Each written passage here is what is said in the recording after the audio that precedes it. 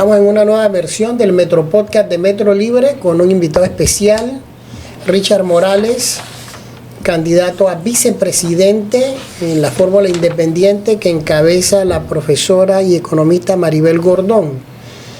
El día de hoy con Mario Lara, editor general de Metro Libre. Muy buenos días, don Richard. Muy buenos días, James, Mario. Un gusto estar aquí en Metro Libre, agradecido por la invitación.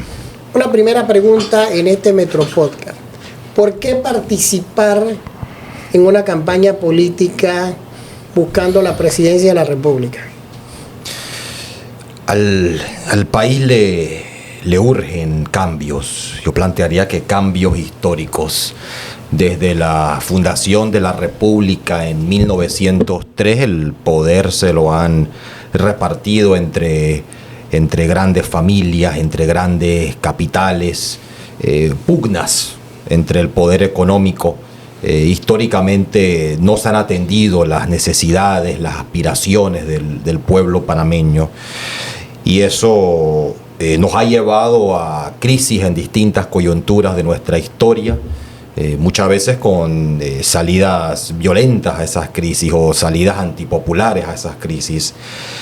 Nosotros sostendríamos que en este momento Panamá se encuentra en una situación sumamente crítica, tanto el lugar que ocupa su economía en el mundo, tanto a lo interno, por la desigualdad, por el empobrecimiento progresivo de su población.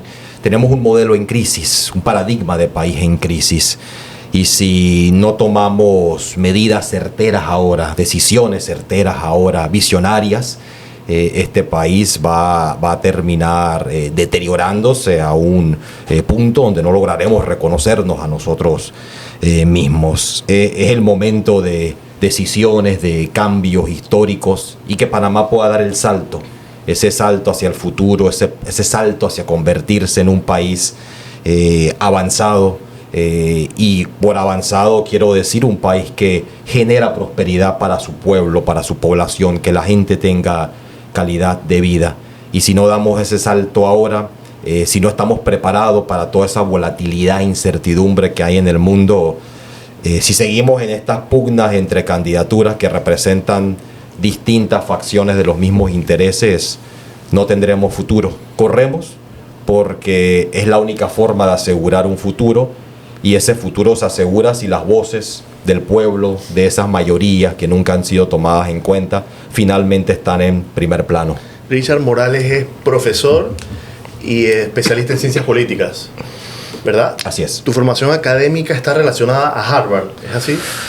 Sí, tengo estudios de la Universidad de Panamá, de la Universidad de Tulane, de la Universidad de Harvard, en áreas de economía y de política. ¿Y cómo una educación en Estados Unidos puede orientarse hacia la clase trabajadora? Es la pregunta que muchos se hacen. Siendo Harvard, pues, una universidad a la que van personas con privilegios en Estados Unidos, con altas fortunas en Estados Unidos. Algo que tiende a permitir la educación en el exterior para aquellos que tienen la oportunidad o el privilegio de estudiar afuera, es lograr ver los contrastes y darse cuenta que vivimos en un mundo de contrastes. Mi primera experiencia estudiando afuera fue en Tulane, fue en Nueva Orleans. Y ahí me quedó claro, en la medida que la mayoría de la educación iba dirigida hacia las realidades del mundo desarrollado, aunque efectivamente habían materias, profesores que se especializaban en América Latina o en Asia, en el Medio Oriente, etc., uno veía estos contrastes, ¿no? Y son los contrastes, las contradicciones, los que ponen a la mente a pensar, los que te despiertan tus inquietudes. Yo tenía ya mis inquietudes en Panamá porque yo veía los contrastes, los veía a lo interno de mi propia familia, por ejemplo, donde hay integrantes que llevaban una vida de determinado lujo, y otros integrantes que en verdad que tenían que trabajar muy duro para sobrevivir. Lo veía entre mis compañeros del salón de clases, lo veía cuando paseaba por las calles de Panamá. Es muy claro, por decir algo, si uno ve Boca la Caja y Paitilla, ¿no? Eso te genera inquietudes. Y al ir a Estados Unidos, pude ver esos contrastes, pude ver esas contradicciones y me ponían a pensar, ¿no? ¿Por qué la realidad acá es tan distinta? ¿Por qué la realidad es tan distinta en Panamá? ¿Qué ha pasado históricamente, no? Y eso lo lleva a uno a querer seguir profundizando y eventualmente eso me lleva a tomar partida por los trabajadores, por los sectores populares, por darse cuenta que más allá del lugar a donde yo nací, yo tenía que tomar una postura del lado de quienes más lo requerían, de quienes requerían justicia. Es al nivel de conciencia que logré desarrollar, porque uno no elige a dónde nace, pero uno sí elige junto a quién y por cuál causa uno lucha. Yo conozco a otro político que, dicho sea de paso, es artista también, que tiene relación con Harvard. Muy famoso este político. ¿Usted tiene alguna ideología semejante a la de Rubén Blades?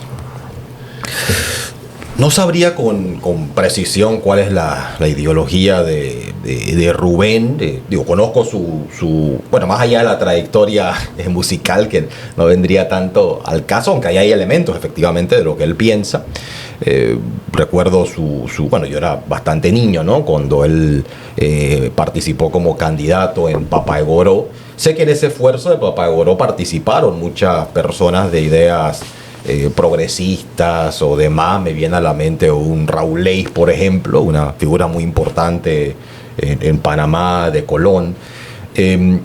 Pero yo sostendría que mis ideas no son las mismas que las de Rubén. Esto lo diría a partir de lo que he podido palpar, dejando a un lado su gestión en el gobierno de Torrijos o por lo menos particularmente a partir de la apreciación que he visto de sus artículos. Yo he visto que él ha venido escribiendo sobre la necesidad de cambios administrativos en el sistema de la administración pública en Panamá. Y yo pensaría que eso es insuficiente, porque tú puedes alterar las instituciones, la arquitectura institucional, pero si tú no estás atendiendo las causas de que las instituciones se degeneren, vas a terminar con instituciones con nombres nuevos, con organigramas nuevos, pero con los mismos problemas. Así que se les presenta cuando ustedes salen a los medios, como a usted y a Maribel Gordón, como los candidatos a la izquierda. ¿Son ustedes los candidatos a la izquierda panameña? Tanto Maribel como yo somos personas de izquierda, efectivamente.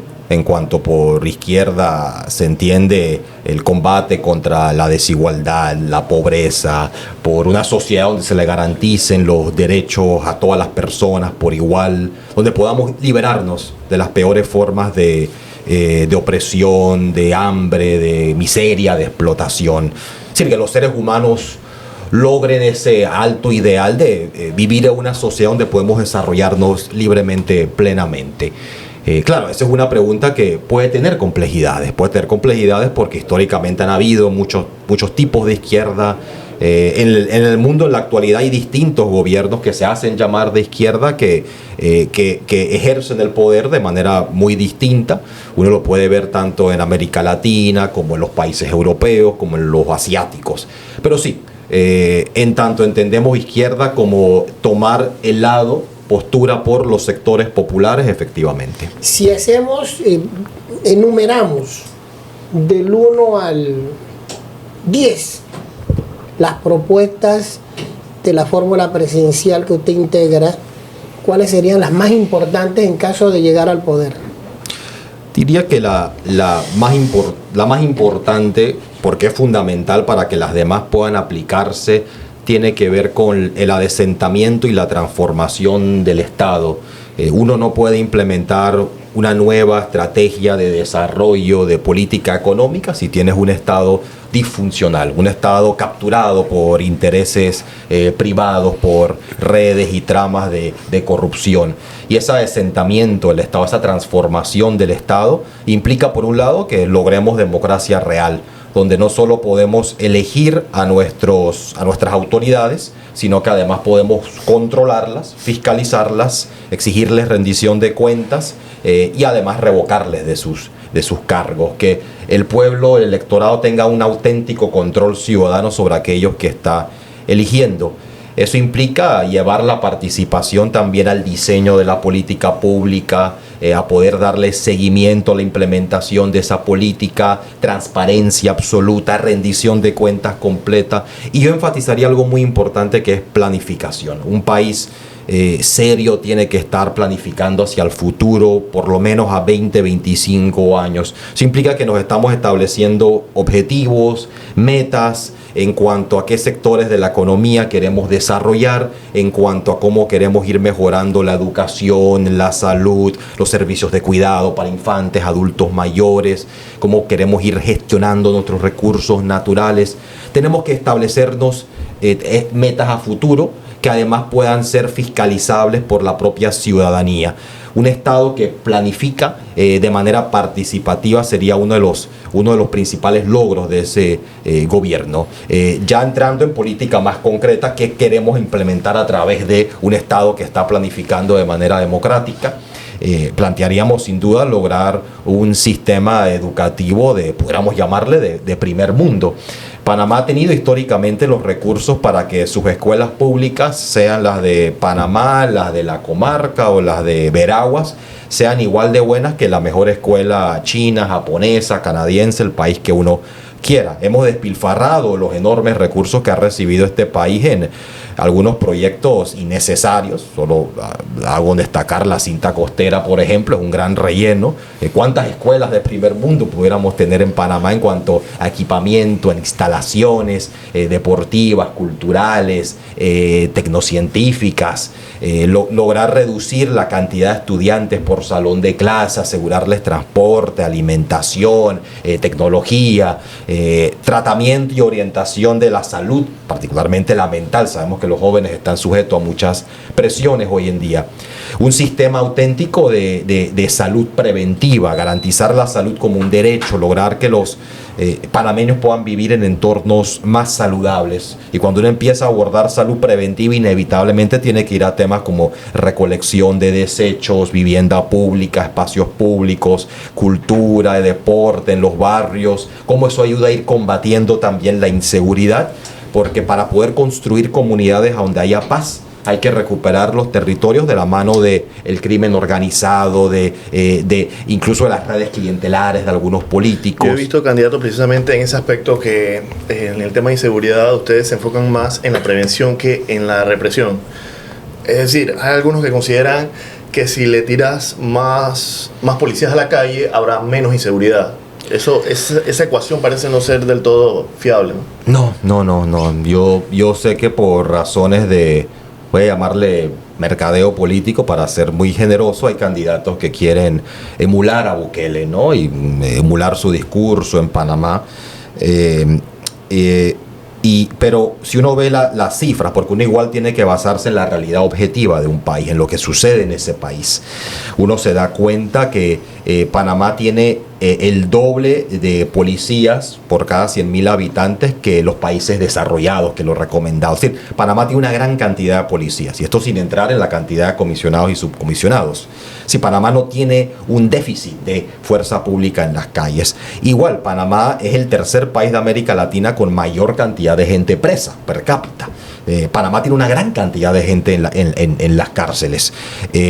Así que el problema no se resuelve encerrando a más personas o duplicando el número de policías, como algún otro candidato también ha dicho. Tienes que recuperar la presencia del Estado en el territorio. Si tú abandonas los territorios, y esos territorios los terminan controlando el crimen organizado, las pandillas, que terminan vinculándose con candidatos o políticos, representantes, alcaldes, diputados, el Estado básicamente renuncia a cumplir su responsabilidad, que no es estrictamente la represiva, sino la de presencia social, que todo joven sepa que ahí va a estar el Estado en todo momento, con servicios deportivos, culturales, de orientación, inversión local para que puedan insertarse y lograr empleo.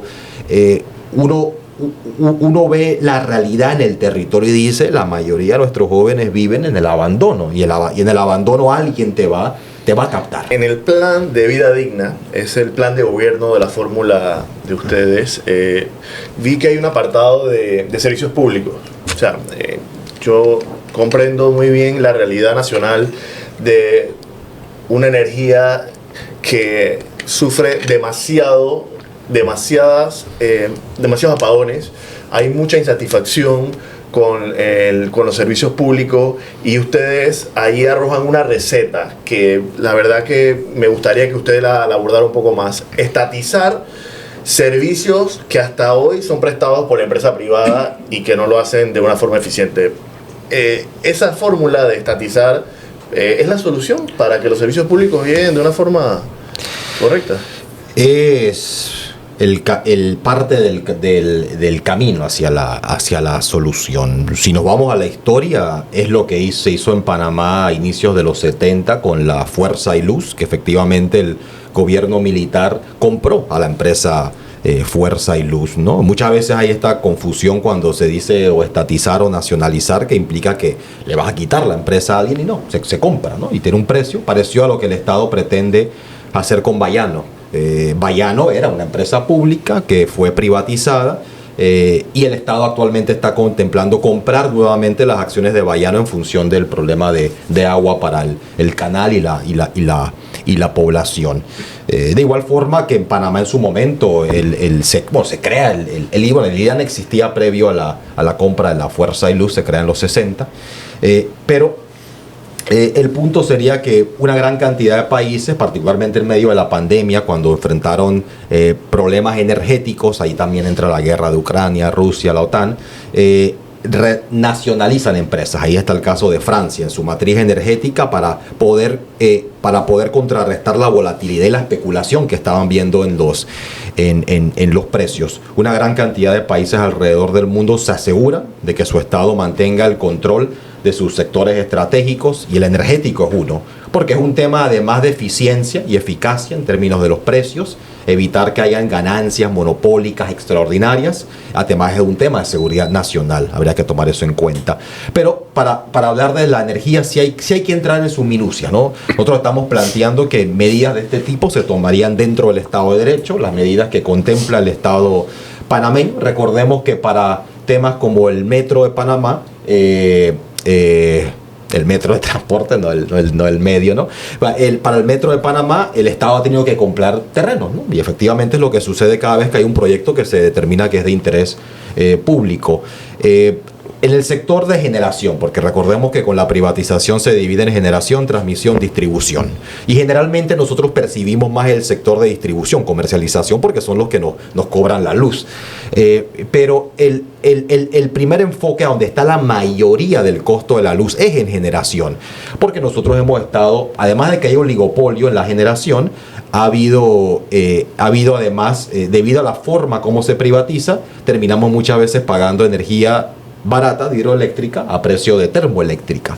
Y plantearíamos que en el sector de generación el Estado tiene que tener una participación mayoritaria. Esto implicaría que el Estado, hay de dos, o lleva adelante inversiones nuevas en generación que le permita tener la mitad de la matriz, o efectivamente que adquiere acciones de parte de las empresas que están actualmente generando la energía, para esto evitar que las empresas que tienen un control abrumador de la generación puedan efectivamente jugar con los precios en función de sus propios intereses. Ahí habría que ver también nuevamente el tema en distribución hay un monopolio natural. Hay candidatos que les he escuchado hablar de traer más empresas para competir, pero tú no puedes competir donde hay monopolios naturales, porque la infraestructura de distribución energética es una. Es como con el agua. Tú no puedes tener múltiples empresas construyendo redes pluviales una al lado de la otra. No es, eso en economía se le llama un monopolio natural, y es preferible que sea un monopolio natural que esté en manos del Estado para evitar que haya ganancias monopólicas y asegurar que sea una empresa pública eficiente, como sucede en varios países alrededor del mundo. Según las encuestas, la campaña de ustedes no marca bien, según las encuestas. ¿Qué esperan ustedes de los resultados electorales y cómo darle un vuelco a lo que dicen las encuestas? Y por otro lado, si ustedes creen que esta campaña es equilibrada y es justa. Nosotros estamos claros que, de igual forma que cuando Maribel estaba recogiendo sus firmas para ser candidata de libre postulación, se decía que no tenía oportunidad, que ya no iba a quedar entre los 3 candidatos, pero demostró que con organización, con ímpetu, con espíritu, con mística, con un proyecto, porque es una candidatura que depende de un proyecto, a diferencia de las otras que es dinero, es chequera, que eso puede lograr ir sorteando, superando, ir levantando el proyecto cada vez más, ¿no? Ir de menos a más, si lo queremos poner en esos términos, ir ascendiendo, acumulando fuerza, acumulándose conciencia. Tenemos una confianza enorme en las redes territoriales de simpatizantes, de militantes que hemos ido tejiendo a lo largo del país. Da el apoyo a las organizaciones populares que están impulsando la candidatura de Maribel, pero también tenemos una enorme confianza en que este pueblo ha adquirido mayores cuotas de conciencia. Ha habido un salto cualitativo, particularmente desde las protestas del 2023 y 2022. Este es un país que no quiere el mismo país del pasado, el mismo país de la desigualdad, de la corrupción, de la destrucción ambiental, el país que se entrega a los capitales extranjeros. Quiere ser un país solidario, queremos ser un país equitativo, sostenible y soberano, donde seamos los panameños los que tomemos las decisiones, no esos capitales donde predominen no los intereses de unos cuantos, sino los intereses de las grandes mayorías, de todos los panameños. Así que también confiamos en que este pueblo ha ido cambiando, en cuanto a sus niveles de conciencia, y reconoce que en el proyecto de Maribel Gordón, de los movimientos sociales, hay un proyecto para lograr una transformación real, que hay una diferencia fundamental entre el proyecto de la vida digna y los otros 7 candidatos, que son distintas caras de lo mismo. En cuanto a la equidad en la campaña, no, sin lugar a dudas, no es un terreno equitativo. Vemos que hay 2 campañas, tanto la del candidato de gobierno como la del candidato del CD, que tienen prácticamente 20 millones en financiamiento público, 20 veces más que Maribel cada uno, y eso sin tomar en cuenta el financiamiento privado, que sin lugar a dudas también se distribuye de manera muy desigual para favorecer uno u otro candidato. Pero si lo tomamos solamente por financiamiento público, es enormemente desigual. Maribel solo tiene acceso al 1.5% del financiamiento público. Nos toca trabajar con las uñas, siempre lo hemos hecho, así que lo haremos nuevamente, y demostraremos que esta es una campaña donde Dignidad logrará vencer chequera. Candidato, ya en la recta final del podcast, nosotros tenemos una serie de preguntas cortas en las que usted se manifiesta a favor, en contra o pasa. Si quiere justificar, también está en su derecho. Okay. Es una democracia. A ver, primera pregunta, candidato. Matrimonio entre personas del mismo sexo, ¿a favor o en contra? Sí, yo estoy a favor. Yo creo en un país donde logremos convivir de manera respetuosa, donde se reconozca la diversidad de nuestro país, un país donde logremos ir combatiendo y superando las distintas formas de discriminación que hay. Reelección de políticos, ¿a favor o en contra? Sostendría que la reelección debe limitarse. Legalización de la marihuana para uso recreativo. Mi posición personal es sí, pero haría la salvedad de que no es una posición que está establecida en el Plan para la Vida Digna, y que el Plan para la Vida Digna es el programa que vamos a implementar como gobierno, más allá de la posición particular que tenga yo en un tema, pero sí. Legalización del aborto, ¿a favor o en contra? Sí, a favor. Pena de muerte en Panamá, ¿a favor o en contra? En contra.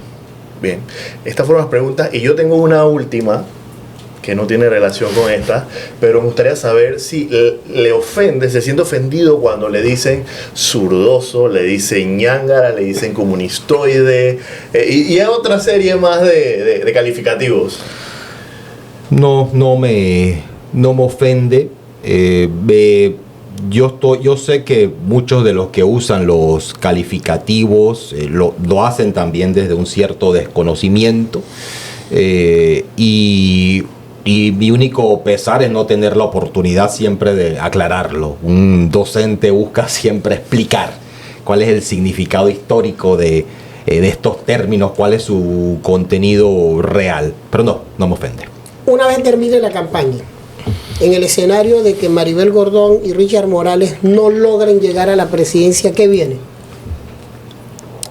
Seguiremos luchando por las causas de este pueblo, seguiremos luchando para que Panamá sea un país sin minería metálica a cielo abierto.